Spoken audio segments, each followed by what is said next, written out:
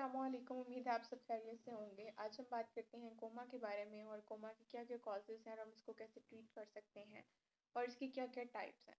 Start करते हैं। Coma है क्या? हमारे पास एक स्टेट ऑफ अनकॉन्शियसनेस है जिसमें जो पेशेंट होता है वो बज़ाहिर तो ज़िंदा होता है लेकिन देखने में लगता है कि बहुत गहरी नींद में सोया हुआ है और हम जितनी मर्ज़ी कोशिश कर लें, जितनी मर्ज़ी उसको स्टिमुलेशंस दे दें, अगर वो पेन की स्टिमुलेशन है लेकिन पेशेंट जो है वो उसको रिस्पॉन्ड नहीं कर पाता और उठ नहीं सकता। तो इस तरह के जो पेशेंट्स होते हैं वो कोमा पेशेंट्स होते हैं। बहुत सारी डिजीज़ेज़ हैं जिसकी वजह से पेशेंट जो है वो कोमा में जा सकता है, या हमारे पास कोई ब्रेन इंजरी है। ब्रेन इंजरी के अलावा हमारे पास बॉडी के अंदर जो ऑक्सीजन है वो कम हो गई है, कोई भी टॉक्सिन है जो बॉडी के अंदर बिल्डअप हो रहे हैं। तो ये सब जो चीज़ें हैं ये हमारे पास कोमा कॉज करती हैं और पेशेंट डिपेंड करता है कि पेशेंट को कौन सी टाइप का हमारे पास कोमा है और फिर उस हिसाब से हम देखते हैं कि पेशेंट को क्या ट्रीटमेंट हमने देनी है और इसका प्रोग्नोसिस क्या है। प्रोग्नोसिस जो है वो डिपेंड करता है पेशेंट को कौन से टाइप का कोमा है। और जो हमारे पास पेशेंट चूँकि वो पेशेंट ज़िंदा होता है तो कभी भी चांसेस हो सकते हैं पेशेंट के उठने के, बट वो डिपेंड करता है डॉक्टर उसको कौन सी मेडिकेशंस दे रहा है, उसका केयर गिवर उसका ख्याल कैसे रख रहे हैं। अगर हम कॉजेज़ को एलैबोरेट करें तो हमारे पास जो ग्लूकोज़ है वो भी इफ़ेक्ट करती है हमारे ब्रेन को और हमारे पास कोमा कॉज़ करती है। अगर तो बॉडी के अंदर शुगर का लेवल बहुत ज़्यादा बढ़ गया है तो हमारे पास चांसेस होते हैं कोमा के। और बॉडी के अंदर शुगर लो है तब भी हमारे पास चांसेस हो रहे हैं, लेकिन ज़्यादातर हम देखते हैं कि जिनके अंदर शुगर लेवल बहुत ज़्यादा हाई है तो उन उन पेशेंट्स के अंदर हम कोमा देखने को मिलता है। इसके अलावा हम देखते हैं कि कोई भी इन्फेक्शन है जिसकी वजह से ब्रेन जो है वो स्वेल कर गया है, ब्रेन के अंदर जो उसकी सराउंडिंग थी, उसकी कवरिंग थी वो डैमेज होना शुरू हो गई हैं, या पेशेंट जो है वो हाइपरटेंसिव है, उसका ब्लड प्रेशर बहुत ज़्यादा रहता है, पेशेंट के जो ब्रेन था उसके अंदर जो फ्लूइड है वो इस कदर हाई अमाउंट में बन गया है जिसकी वजह से उसका जो स्कल है वो डाउनवर्ड मूव कर रहा है और प्रेशर क्रिएट कर रहा है। उसके जितने भी नीचे वर्टिब्रास या ऑर्गन्स हैं तो उसके जितने भी एरोजल मैकेनिज्म होते हैं, हेयरिंग, लिसनिंग, ये सब चीज़ें जो हैं ये अफेक्ट हो जाती हैं और पेशेंट जो है वो अनअवेयर्ड हो जाता है, उसको अनकॉन्शियसनेस देखने को मिलती है।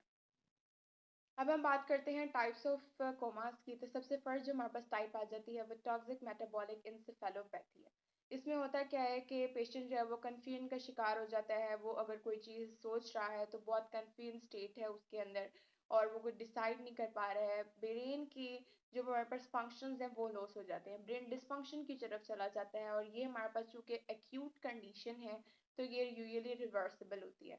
इसके अंदर हम देखते हैं कि कोई भी इलनेस है या हमारे पास कोई ऑर्गन डैमेज है, ये सब जो कंडीशंस हैं ये इसके साथ एसोसिएटेड होती हैं। सेकंड टाइप्स की अगर हम बात करते हैं तो हमारे पास सेकंड टाइप आ जाती है एनॉक्सिक टाइप। एनॉक्सिक टाइप में क्या होता है कि पेशेंट का जो ब्रेन है उसके अंदर ऑक्सीजन लैक है। पेशेंट के ब्रेन में ऑक्सीजन नहीं जा रही है जिसकी वजह से जो उसके सेल थे वो डेथ की तरफ जाना शुरू हुए।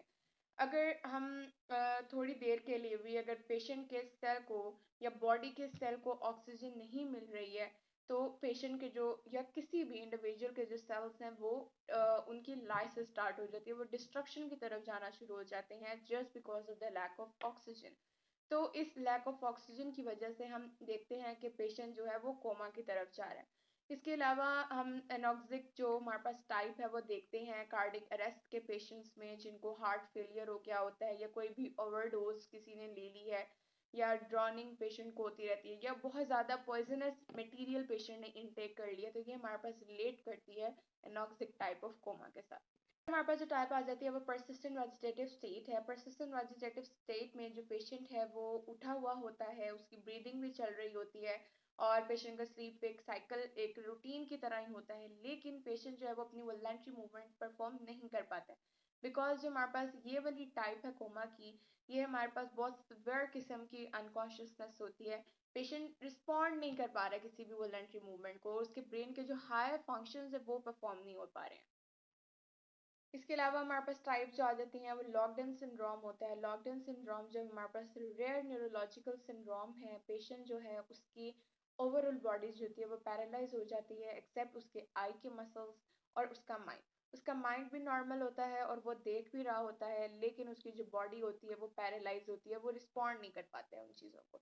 इसके अलावा हमारे पास ब्रेन डेथ आ जाती है और मेडिकली जो हमारे पास उसको इंड्यूस्ड होता है कोमा वो होती है।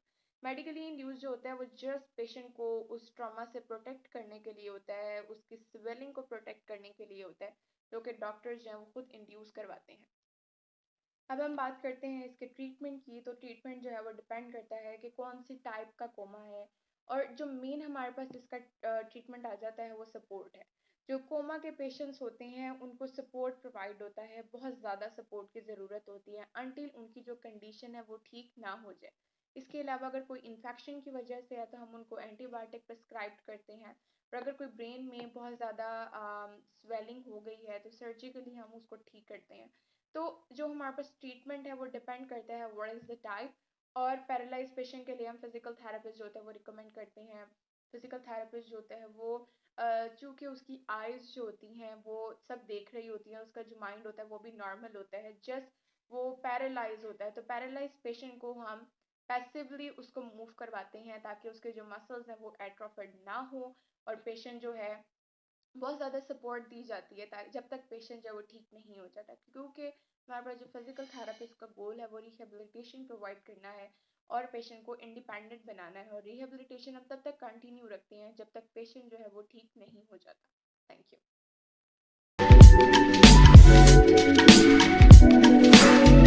यू।